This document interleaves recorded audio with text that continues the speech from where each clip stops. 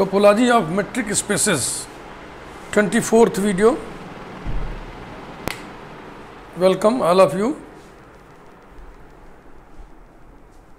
Separable space का ये second video है. पिछले वीडियो में हमने थ्योरम जो पढ़ा था, every second countable space is separable. Every second countable space is separable. इसमें हम ये पढ़ रहे हैं every separable metric space is second countable. तो आइए शुरू करें. प्रूफ थोड़ा सा इसका कॉम्प्लिकेटेड है, थोड़ा भारी भी है. बहुत ही ढंग से मैं लिख दे रहा हूं क्योंकि मुझे पूरा विश्वास है कि आपके समझ में आएगा. वीडियो को ध्यान से 2 बार आप सुनेंगे, नोट्स बना करके 2 बार आप लिख लिख के अभ्यास करेंगे, आपके सब चीज समझ में आएगा. देखिए शुरू करते हैं. Let X d be any separable metric space. Separable metric space मतलब क्या हुआ? Then there exists a countable dense subset of x. ऐसा x का कोई एक काउंटेबल डेंस सबसेट जरूर एग्जिस्ट करेगा. मान लो वो सबसेट A है. Let A be a countable subset of x. Countable subset of x such that A is dense, माने such that A closer equal to X. We have to prove that this space, metric space X is second countable.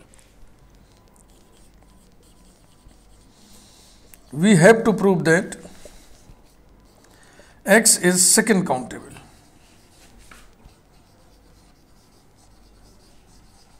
ठीक. For this we shall prove that there exists a countable base for x.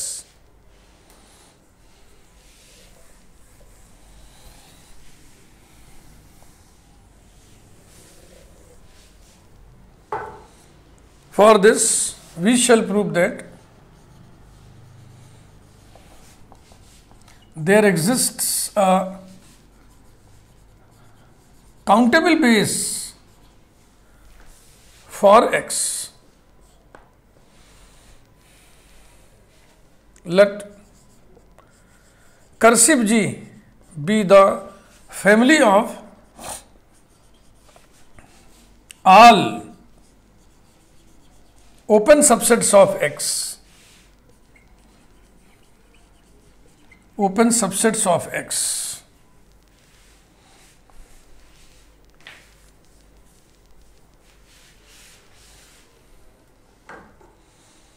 There exists a countable base for X. यानी X के लिए countable base exist करता है. Exist करा के दिखाओ, construct करके दिखाओ, डिजाइन करके दिखाओ.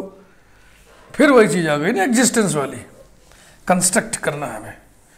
अब ये जो कंस्ट्रक्शन है ये थोड़ा सा प्लान्ड होता है, मनमाना नहीं होता है. ये प्लानिंग आपके दिमाग में होनी चाहिए. तो फिर मैं वही दोहरा रहा हूं कि जहां भी एग्जिस्ट कराना होता है कोई चीज, तो ये मसला बिगिनर्स के लिए थोड़ा सा इरिटेटिंग होता है. लेकिन मैं बार बार बोलता हूं, इससे आप इरिटेट मत होइए, इसको एंजॉय करिए. Let capital G be any member of cursive G and x be any point of G. X be any point of G.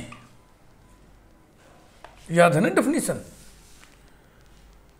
इसका कोई सब फैमिली कर्सिव बी के नाम पर इस तरह से एग्जिस्ट करे कि For any G belonging to cursive G and for each X belonging to G, there exists B belonging to cursive B such that X belongs to B, B is subset of G. यही अभी लंबी यात्रा पे हम निकले हुए। तो पहले हमने ले लिए ना, let G be any member of cursive G and X be any point of G। अब इससे कुछ बात बन रही हो तो बना लीजिए। कर्सिव G का मेंबर होने का मतलब X का ओपन सबसेट होना। Then G is open subset of X and X belongs to G। G open है, X उसका पॉइंट है। हर ओपन सेट अपने हर पॉइंट का नेबरहुड होता है। Implies that G is neighbourhood of X। फिर हम नेबरहुड वाला डेफिनेशन लगाते हैं। Implies that there exists R greater than 0 such that open sphere SXR is subset of G। Number 1। तो हम कुछ रिजल्ट्स जो हमको रास्ते में मिलते जाएंगे उनको हम कोने में लिख ले रहे हैं, तभी बात समझ में आएगी। थोड़ा सा कॉम्प्लिकेटेड मसला है भाई, इसलिए। तो अभी पहला रिजल्ट हम ये पाए, SXR is subset of G। Number 1 ऐसा।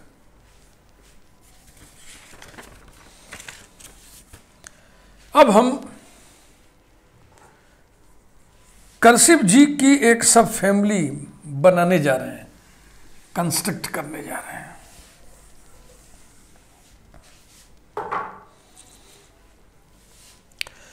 Let us consider the family, let us consider the family cursive B equal to curly bracket open sphere S YR such that R belongs to Q। ये R नहीं है, ये R rational number है, ऐसा। Where Y belongs to A। इसको आप लिख लें नंबर 2। या नंबरिंग ना डालें, ऐसे ही पड़ा रहेगा, लेकिन इसको हम अलग से कहीं लिख लें। Cursive B equal to curly bracket open sphere S YR such that Y belongs to A, R belongs to Q। ऐसे भी लिख लें, अंदर भी लिख सकते हैं ना, Y बिलोंग्स टू A।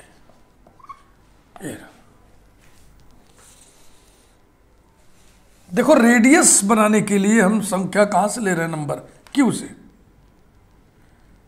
तो रेडियस के नाम पर कितनी संख्याएं हम ले सकते हैं? जितने Q में एलिमेंट्स हैं, Q में जितने एलिमेंट्स हैं उतना ही Y पर सेंटर्ड ओपन स्फीयर बनेंगे। समझ रहे ना?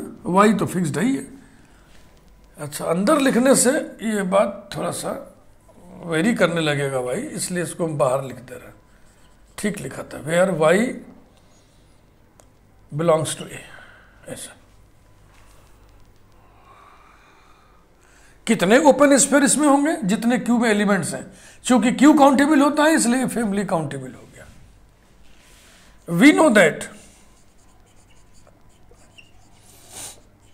Q is countable, therefore cursive B is also countable।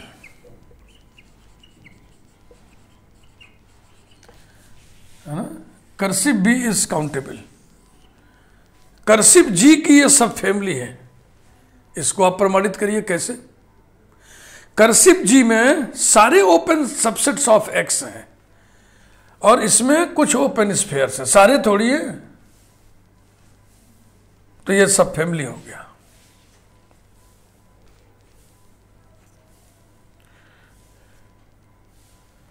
Since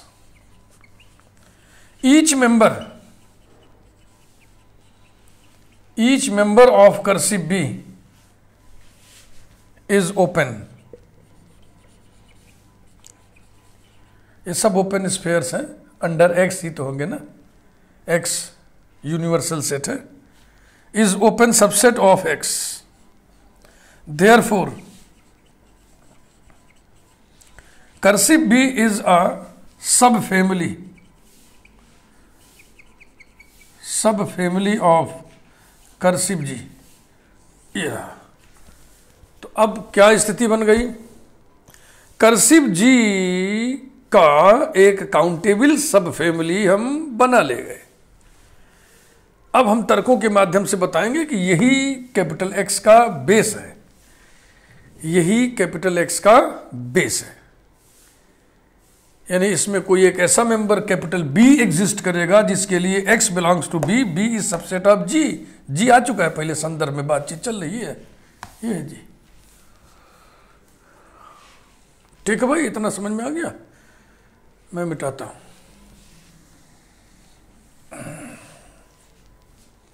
चलो छवि और नीचे और जगह है लिख लो।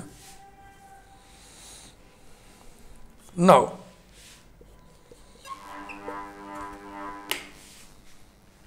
A is dense, it is given,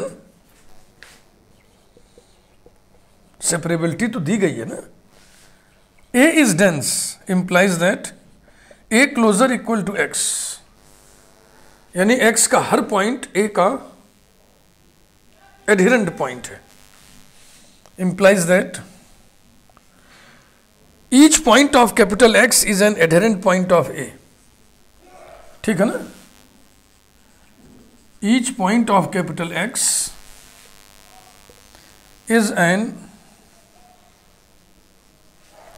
adherent point of A, implies that every open sphere centered at each point of X, every open sphere centered at each point of X has at least one point of A, has at least one point of A।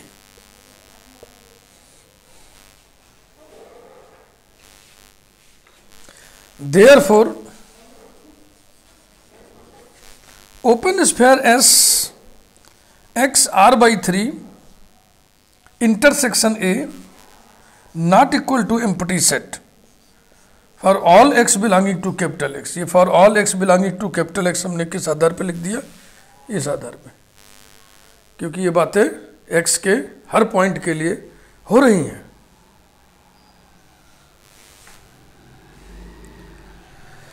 ठीक है ना, यानी ए का कम से कम एक point इसके पास जरूर है। तो चलो हम मान लेते हैं स्मॉल ए कैपिटल ए का एक ऐसा पॉइंट है जो इसमें भी है।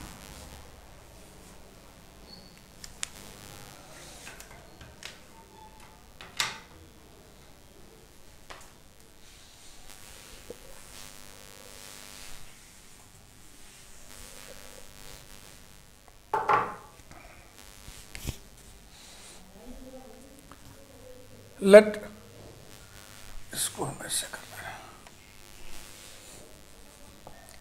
A belongs to capital A, B such that A का वह पॉइंट है जो इसमें भी है। यही तो आप कह रहे हो ना कि इसके पास A का कम से कम एक पॉइंट जरूर होगा, तो हमने मान लिया वो स्मॉल a है। सच that A belongs to open sphere S X R by 3, then dxa less than R by 3, dxa is less than R by 3। इसे आप कहिए रिजल्ट नंबर 2। इस रिजल्ट को यहां मैं लिस्ट कर दे रहा हूं अलग से, dxa is less than R by 3 number 2। let R dash be a rational number such that R by 3 is less than R dash is less than 2R by 3।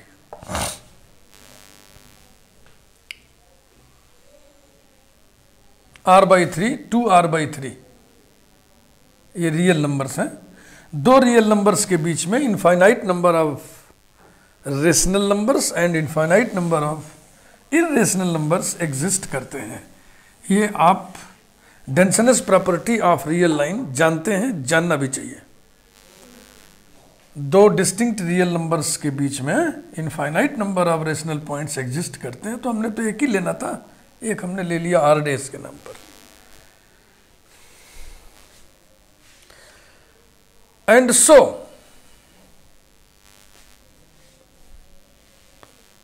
नहीं, इसे भी हम यहां लिखना चाहेंगे, r/3 is less than r dash is less then 2r/3। इस पे number नहीं पड़ा लेकिन रिजल्ट इससे रखा रहेगा, ठीक। देन इसे देखें, dxa लेस देन r/3 था ना, तो बगल में हम क्या लिख दें, less than r dash, that is dxa is less than r dash, and this implies that dxa less than r dash का मतलब क्या हुआ, x belongs to open sphere S a r dash, तभी तो होगा ना dax less than r dash, तो dax कहें चाहे dxa कहें दोनों बराबर होता है। ये है रिजल्ट नंबर 3, यहाँ पे लिख रहा हूँ मैं, x belongs to S a r dash, number 3। We claim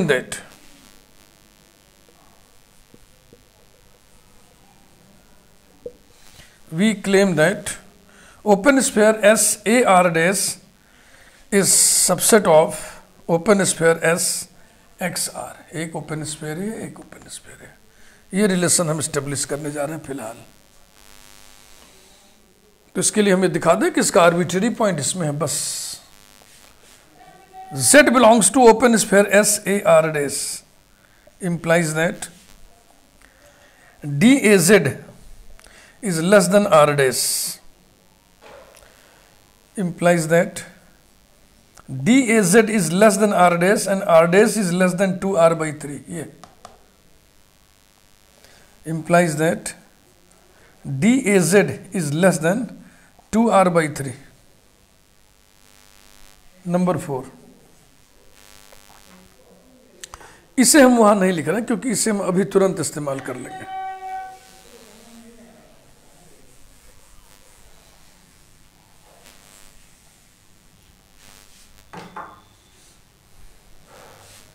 now triangle inequality हम लिख रहे हैं, dxz is less than or equal to dxa plus daz। अब ये इस्तेमाल कर ले आप, less than dxa plus 2r/3 और dxa is less then r/3, तो हो जाएगा less than r/3 plus 2r/3। daz less than 2r/3, ये है नंबर 4।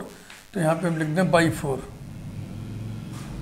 एक बार में एक ही रिजल्ट लगा रहा और एक बार इसको हमने इस्तेमाल किया by 2। This implies that dxz is less than r and this implies that z belongs to open sphere SXR। तभी तो dxz लेस देन r हुआ। तो जो हमने क्लेम किया था वो काम हो गया बस, और कुछ इसमें बकने लिखने की जरूरत नहीं है। तो ये चीज हमारे पास आ गई है।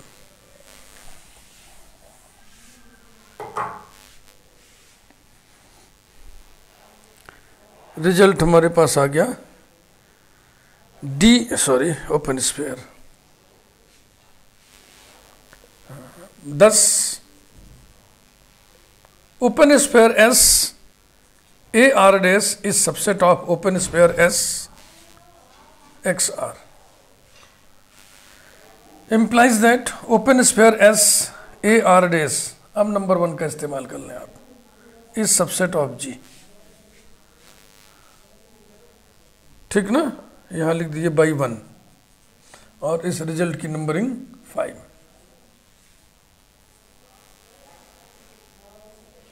इससे हम लिख ले रहे हैं, यहाँ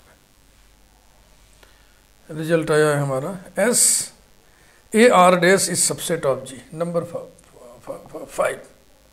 अब सोच लीजिए, ऐसा प्रूफ है, कितने रिजल्ट हमको नोट करके लिखना पड़ रहा है। ठीक है ना। Since A belongs to capital A, comma, R dash belongs to Q, therefore S open sphere S A R dash belongs to cursive B।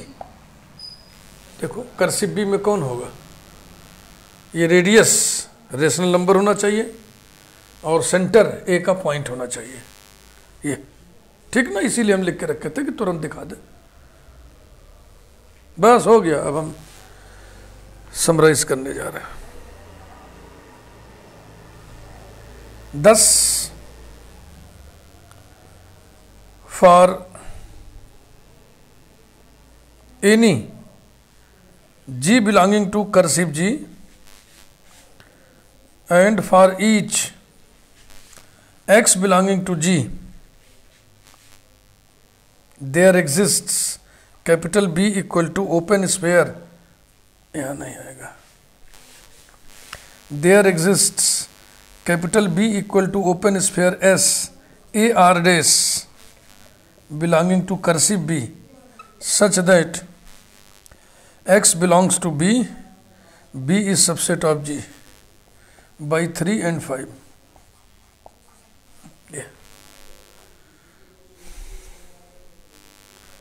S A R dash इसी को आप B कह रहे हो, एस ए आर डैश को B कह रहे हो, तो B is subset of G, ये लिखा हुआ है 5 में, और 3 में है कि X बिलोंग्स टू, इसी को B कह रहे हो, X belongs to B, X belongs to B।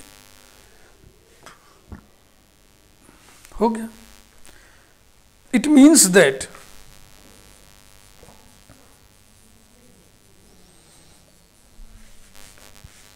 Cursive B is a base for X। और कर्सिव B के बारे में पहले आप कह चुके थे कि ये काउंटेबल है ना, तो ये काउंटेबल बेस हो गया।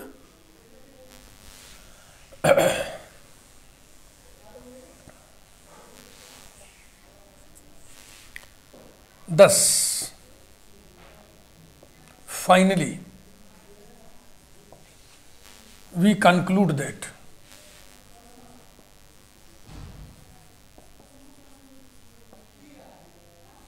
there exists a countable base for capital X, and so capital X is second countable,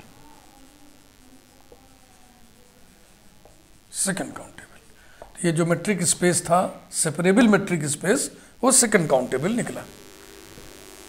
this completes the proof. बहुत ही प्लेन्ड प्रूफ है, समझ में ना आने का तो सवाल ही नहीं उठता है, लेकिन इसको लिखने में आपको परेशानी होगी, बहुत लिख लिख के अभ्यास करेंगे आप, तभी पूरा प्रूफ आप कायदे से लिख पाएंगे, सिस्टमेटिक, बहुत ही कॉम्पैक्ट स्टाइल में, क्योंकि भाषा बिखरने का भी डर रहता है, बहुत संभाल के लिखना पड़ता है। इसलिए जहाँ ज़रूरत समझ में आती है वहाँ हम लिखते समय अपने नोट्स को झांक लेते हैं, ताकि बहुत ही कॉम्पैक्ट, बहुत ही सिस्टमेटिक प्रेजेंटेशन आपके सामने आए, क्योंकि इसी को आप पढ़ोगे ना, इसलिए ये हमें ध्यान रखना पड़ता है। वीडियो को लाइक करिए। अगले वीडियो में हम हेरिडिटरी प्रॉपर्टी की बात करेंगे, सब स्पेस की भी थोड़ी बात कर लेना। Thank you.